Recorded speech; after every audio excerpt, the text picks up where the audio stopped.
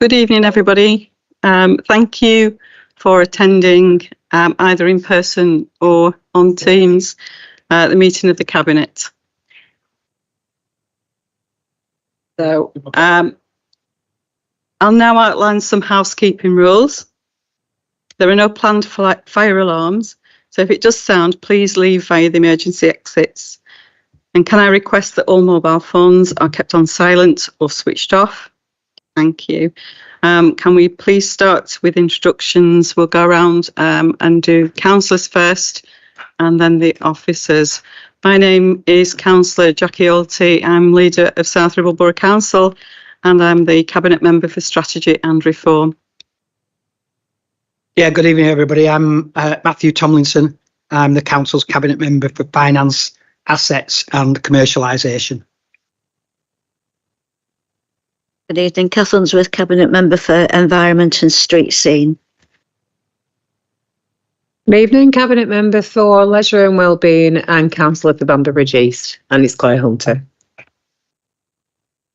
Good evening, Councillor Matthew Farnworth, Cabinet Member for Culture, Community Wealth Building and Licensing.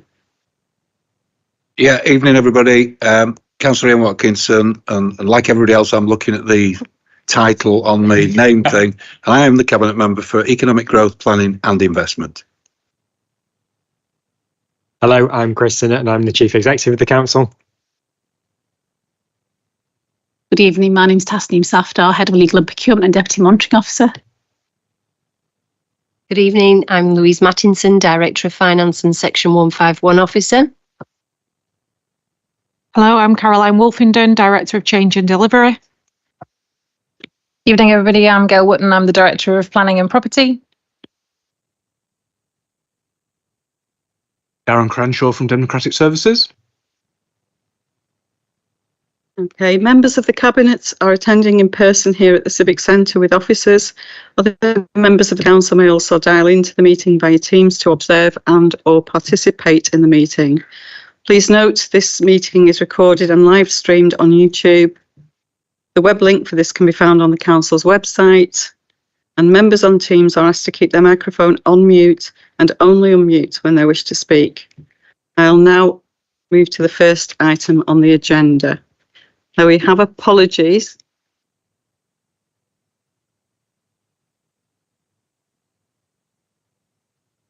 Chair, we've got apologies from Councillor Anne Bilinski-Gelder and Councillor Sharples.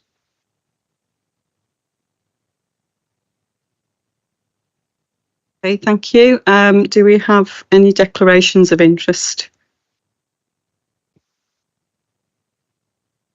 No? Okay, that's lovely.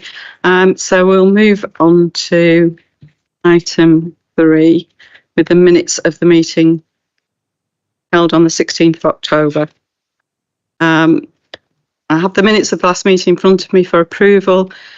First of all, are there any points of accuracy on the minutes?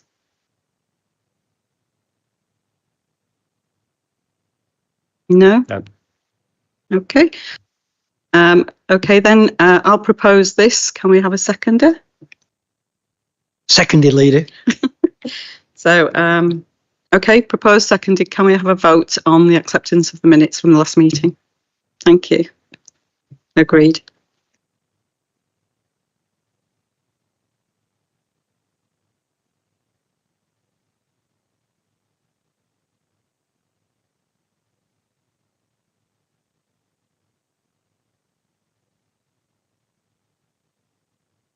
Okay, moving on, we'll go to agenda item 4, which is the Cabinet Forward Plan.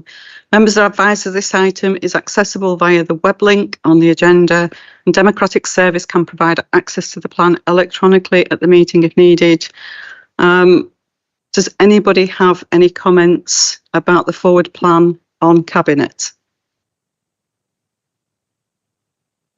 No. Are there any members on Teams who would like to comment or query any of the Forward Plan?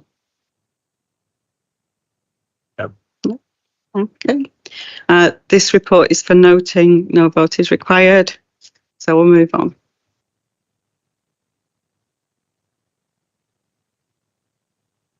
The next item on the agenda is agenda item 5. It's the South Ribble Q2 Performance Monitoring Report from 2024 to 25. And I'm to present this. Recommendations have been received from scrutiny, which took place on Monday and was ably served by Councillor Matthew Tomlinson on my behalf.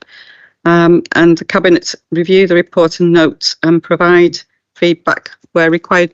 I have the recommendations that came from scrutiny, who thanked the Cabinet member and Head of Service for attending and answering questions. They welcome further information on certain points and look forward to receiving an update on budget savings target and progress on the transformation strategy in the near future. So I am going to propose that this report be accepted. So do we have a seconder? And I'll second that, Lady. Okay, so I'm going to ask now, do any Cabinet members wish to comment? Councillor Tomlinson. Just very briefly, I might be wrong, but I don't recall ever seeing a performance monitoring report where all 15 projects are rated as green, and we've got to be really pleased with that. Obviously, there are one or two indicators where we've got some challenges, but they're being addressed. But other than that, I thought it was a really positive report, and to be fair, quite a simple one to take to scrutiny. Thank you for that.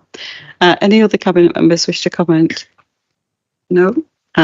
Okay, then we'll move to teams. So any members in the room wish to comment on the scrutiny report?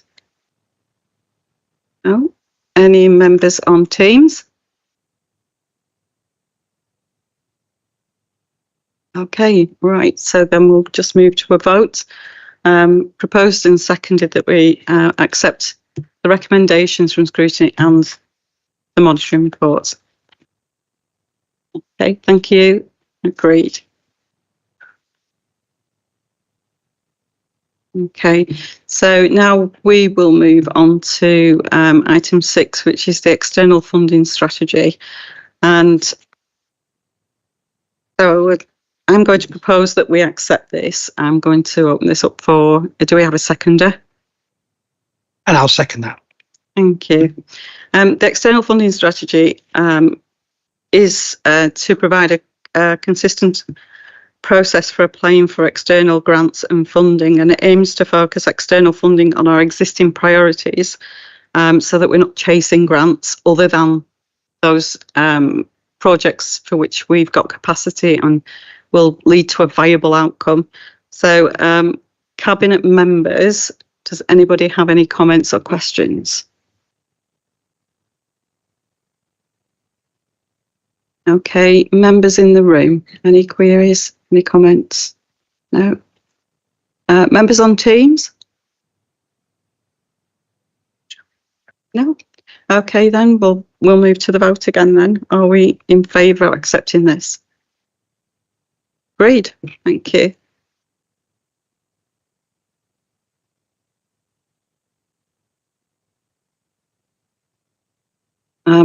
Councillor Aniela Bielinski-Gelder can't be with us this evening, and so I'm presenting the response to the report of the Homelessness Scrutiny Review Task Group.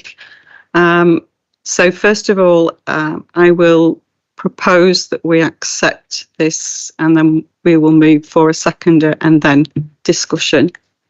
Seconded. Thank you. Okay, I think we can all agree that the homelessness report from scrutiny is a good one. It identifies some key targets that we could certainly work with in the immediate, some of which we're already undertaking, and some that we're going to work towards. From my perspective, there is only one area that kind of I want to caveat, and that is the item 8 on page 54, which was towards the bottom of the page. The council should also look to utilise its legal powers around compulsory purchase orders more robustly in order to bring empty properties back into use. I'm just querying the more robustly because it implies that it's not already happening and that things are not being considered. And I do think that the note at the side of that says compulsory purchase orders are an expensive way to address empty properties and is only used as a very last resort. So I think the fact that there's a two-edged sword here, I can think that the current situation that we're in actually provides us with a last resort, that we have homeless people. So the last resort principle is actually there. It's whether or not the expense of actually undertaking this is able to be met. So I think it requires further investigation, and there's potential link to the next comment, which is the Council's Housing Strategy 2025, currently under view, will assess the feasibility of the next recommendation as well as the compulsory purchase. So apart from that, I mean, I just think it's a really good report. It's comprehensive and it gives us quite a few options, and it also highlights the areas that we're already strong in. So do any Cabinet members wish to comment on this?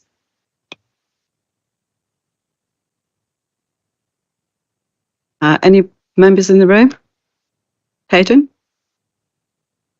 Yeah, I would just like to say thank you to the Cabinet for accepting these recommendations as chair of the scrutiny task group. And a lot of these some are fairly simpler, some are challenging. They will require a lot of further extra work. The whole point of the report was to try and stretch ourselves as a council and look forward, not just into the next year, but obviously into future years, about how we could tackle this, and to have every recommendation accepted.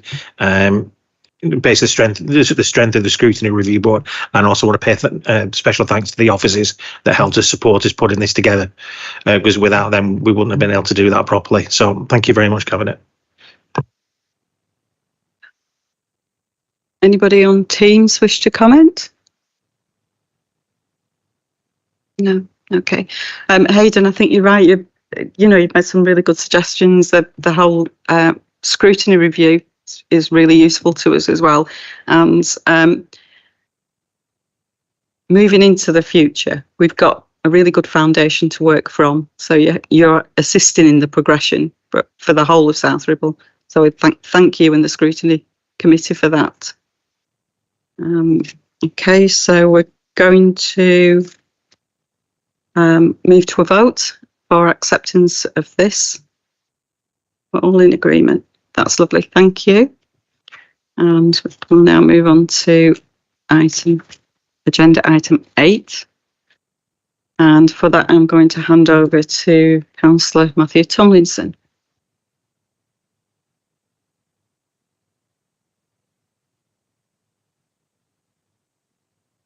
Thank you, Lydia. So this is the Capital Programme and Balance Sheet Monitoring Report as at the 30th of September, the end of quarter 2.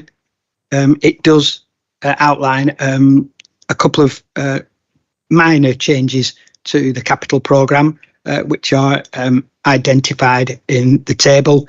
I would point members again to the table at the top of page 80, which shows we still have no borrowing at all and are not paying interest. In fact, the amount of cash and investments we have has gone up around £4 million since this time last year. So certainly as part of the balance sheet is concerned, things are looking relatively healthy.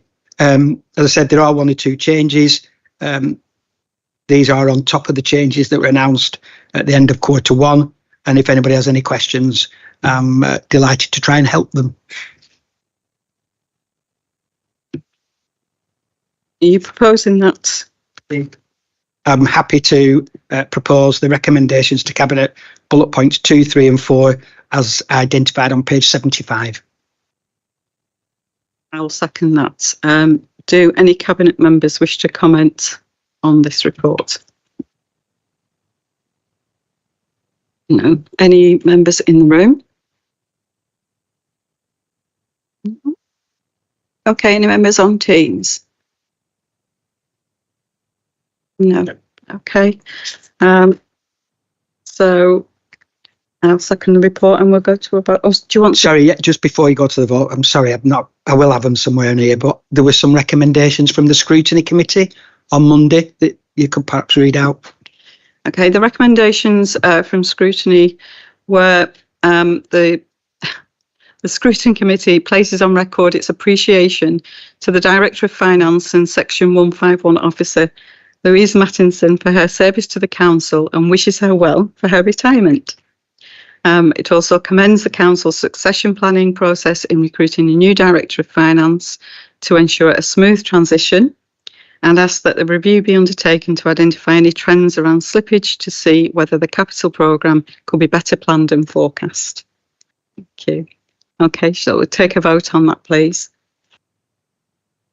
And that is carried. Thank you.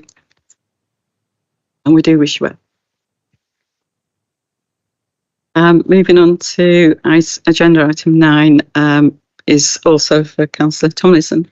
Thank you, Leader. And this is the revenue budget monitoring report for the same period, Q2 up to the end of the 30th of September. And members will see across the directorates there are several underspends and overspends. Fortunately for us, they tend to balance themselves out so that in areas where we're spending more than we thought, they are balanced by savings in others. The big headline, of course, is that we are now forecasting an underspend by the end of the year of over £500,000. But I would point members to bullet point 22, budgets not in directorates, where almost the entirety of that is coming from investments. That's because some of the spend that we thought we would have done by now hasn't come to fruition, so we've still got the money in the bank. Plus, we were projecting that interest rates would have come down faster than they have done. And whilst finally they've started to come down, they're coming down stubbornly, slowly. But for us, with money invested and cash in the bank, that is good news. And so we are forecasting that by the end of the year, we'll have got in £558,000 over and above what we budgeted for just in investments and interest. So a healthy overall position. That's encouraging. So you're proposing this? And again, once again, I'm happy to propose the recommendations to Cabinet bullet points 2 and 3 as identified on page 91. There are some recommendations from the Scrutiny Committee, so I'll read those out. Scrutiny Committee welcomed the update on commercialisation of Woden Hall and ongoing work to ensure the venue breaks even more. The venue breaks even or makes a surplus. And it asks that full consideration be given to the future use of South Ribble Museum, including storage of the museum collection. Okay, so I'm going to second that proposal, and I will say I did listen in because I wasn't able to be here on Monday, and there was some excitement at the Historical Association when we provided enough money to continue to be open for 3 months. So they were very excited, but we've kind of had some measured discussions, and we'll be having some more measured discussions about the future of the museum and storage. So it's not a forgotten, it's very much under consideration. So I just want to reassure people that we've not forgotten it, it's not just been parked. So if there are any Cabinet members that have any comments to make on this report? No? Any members in the room wish to comment? Okay. Any members on Teams? Okay then, well, having said that, the recommendations to Cabinet, items 2 and 3 in the notes. So can we take a vote on accepting those? Okay, thank you, that's passed. And so now we'll move on to agenda item 10, which I believe is also Councillor Matthew Tomlinson. Yes, thanks again, Leader. Agenda item 10, I think, is another big step forward in regularising a robust offer to customers who want to use Worden Hall as a venue. I think it was the last cabinet meeting that we appointed someone to run the bar. And now we're in a happy position of being able to recommend a provider who can supply food for events. We've been through a procurement process, and the recommendation is to appoint Divine Catering to enable progression of events and wedding packages offered at Worden Hall. The result of the procurement is identified, process is identified in the paper. And I think I've said to other people, I have family who work in high-level catering, high-end catering, and they know this company. And when I mentioned their name, were entirely positive in their comments. So that gives me some reassurance that the process that has been gone through has appointed someone who we can rely on to offer a quality service. Other than that, I don't have anything to say other than the recommendation on page 109. Bullet point 2 is to appoint Divine Catering to enable progression of the events and wedding package offer at Worden Hall. And I'm going to second that proposal. Do any cabinet members wish to speak on the matter? Councillor. Thank you, Leader. Just to say, I'm really pleased with the emphasis that's put on the environmental issues around the tendering of this in the tender, and particularly the waste food, because that is a much bigger issue than is generally accepted. So thank you. Any other comments on the cabinet? No. Members in the room? Any comments? No. Members on Teams?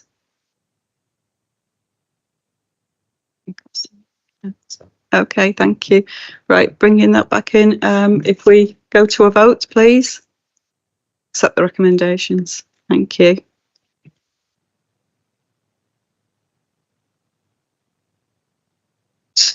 Okay, next we go to agenda item 11, where Cabinet Member Ian Watkinson will present.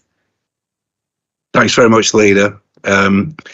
So charging a Section 106 monitoring fee. Members will be aware that through the planning system, we can attract funding from developers to pay for infrastructure, such as cycle stores, bus stops, play areas, and areas of open space. And we've discussed quite a number of those projects over the last few months. This funding is secured through what is known as Section 106 agreements, a term that relates to the piece of legislation that allows us to add these charges as legal requirements of the planning permission. Negotiating these charges, raising invoices, monitoring the payments, chasing payments and any interest owed, and working internally to ensure the money is spent as it should be, takes officer time and resources. However, there is a provision in the legislation to add a charge onto the Section 106 agreements to help fund this important work. And to date, this council hasn't done that. Many other councils have, and it's my proposal that we start adding a small fee to each agreement to help address the work that is required by officers. Members may be interested to know that the Community Infrastructure Levy regimes, or CIL, already builds in the ability to charge an admin fee for this form of developer contributions. So the proposal would bring this in line with that process. The suggested fees at paragraph 13 are considered proportionate to the work involved and are broadly in line with other Lancashire authorities. And with that, Leader, I'd like members to consider approving these recommendations. Thank you. Thank you for that. I will happily second this report, and it's good to know that there is value attached to our officers' hours, time and effort, and actually it should be paid for accordingly. So Do any Cabinet members wish to comment on this report? No? Cabinet members? No. Members in the room? No. Okay. Any members on Teams? Okay, then we'll move to the proposal and the seconding of the recommendations. Are we in agreement? That's lovely. Thank you for that. We're now going to move to exclusion of the press and public under section 12 of the agenda. And so due to the sensitive nature of items to be discussed, we need to end the live transmission. So I just want to say thank you to those members of the public on YouTube who've been watching, and we'll see you soon. So can we